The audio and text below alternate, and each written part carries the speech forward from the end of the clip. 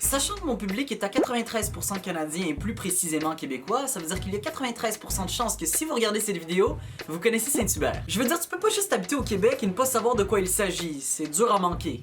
Il y en a comme partout. Puis quand je dis partout, partout. A l'inverse, si vous regardez cette vidéo et que vous êtes intégralement inconscient de l'existence du Saint-Hubert, c'est parce que vous faites partie du 7% restant. Vous venez peut-être de France, des États-Unis, de la Tunisie ou peut-être même du Burkina Faso. Non, je connaissais pas ce pays avant d'aller voir dans mes stats YouTube. Ok, on apprend des choses à chaque jour. D'ailleurs, dans mes stats YouTube, j'ai également trouvé région inconnue. C'est très rassurant. Si ça se trouve, il y a des aliens qui regardent cette vidéo en ce moment. Ça me stresse un peu. Chef, un terrien nous a découvert. Bref, pour les quelques personnes qui ne savent pas qu'est-ce que Saint-Hubert, c'est une rôtisserie très convoitée au Québec. Toute personne habitant au Québec sait que pour ressourcer son âme en poulet, la destination, c'est Saint-Hubert. C'est là que tu vas. D'ailleurs, depuis que j'ai immigré au Québec, j'ai l'impression que Saint-Hubert, ça me suit un petit peu partout. Déjà, la première rue que mes parents ont voulu occuper, c'était à Saint-Hyacinthe et ça s'appelle Avenue Hubert. Ensuite, 10 ans plus tard, on a voulu se rapprocher de Montréal, on est allé à Saint-Hubert. J'ai peur que dans 10 ans, ma femme me dise « Chérie, et si on appelait notre enfant Hubert? C'est tellement beau comme nom. Et t'imagines s'il devenait un Saint-Hubert? Saint-Hubert, c'est une affaire de famille chez moi, et plus particulièrement avec mon père. En fait, mon père adore cuisiner. La chose qu'il adore le plus faire, c'est du poulet. Et depuis que je suis jeune, mon père, à chaque fois qu'il fait du poulet, il répète toujours la même phrase. Moss, j'ai fait du poulet pour ce soir, et c'est encore meilleur que Saint-Hubert, tu vas voir. Mon père est genre en compétition avec le resto, et ça depuis des années. Et j'essaie toujours de lui dire, écoute papa, ton poulet est excellent. Tu peux pas juste te comparer à Saint-Hubert, je veux dire. Oh, ok, je comprends.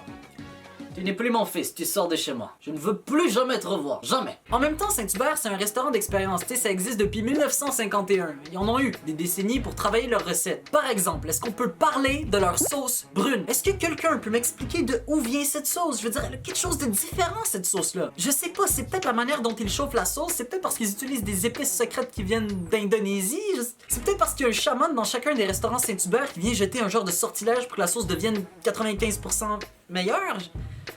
Ok, j'arrête. À chaque fois que j'essaie d'autres sauces brunes, je suis toujours déçu. Je vis toujours des grands faux espoirs parce que chacune des sauces brunes se ressemble, mais celle de Saint-Hubert, elle a quelque chose de différent. Elle est tellement équilibrée. J'aimerais que mon avenir plus tard soit aussi équilibré que cette sauce. Désolé, fallait que je m'ouvre sur les émotions que je ressens à propos de cette sauce. Mais si ça fait 20 secondes que tu parles d'une sauce, t'es bizarre.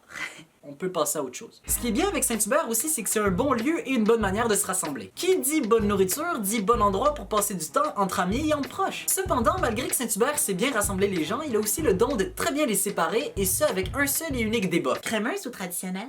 À chaque fois que je vais au Saint-Hubert avec des amis, le clan se sépare toujours en deux. Ceux qui ont pris crémeuse et ceux qui ont pris traditionnelle. C'est un débat politique et éthique. C'est incroyable. On dirait qu'après qu'on ait choisi notre salade, il y a une genre d'ambiance de jugement qui s'installe. Ah, t'as pris traditionnelle comme salade? Ah, c'est le fun.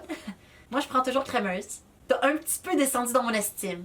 Je te respecte un petit peu moins. Non, mais tu sais, on est encore amis, mais J'ai failli perdre beaucoup d'amis dans ma vie à cause d'une simple sortie au Saint-Hubert. Soyez prudents. Sur ce, malgré cette relation d'amour et de haine que j'ai avec Saint-Hubert, ça reste un resto que j'aime beaucoup et qui ne m'a jamais vraiment déçu.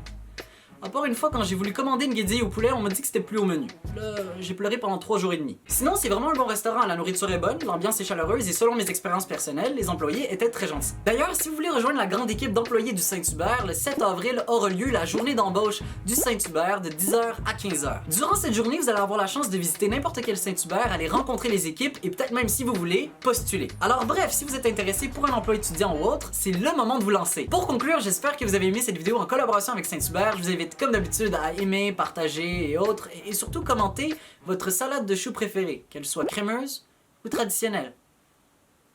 Je vous jugerai pas. C'était Masson direct de sa chambre. Ciao!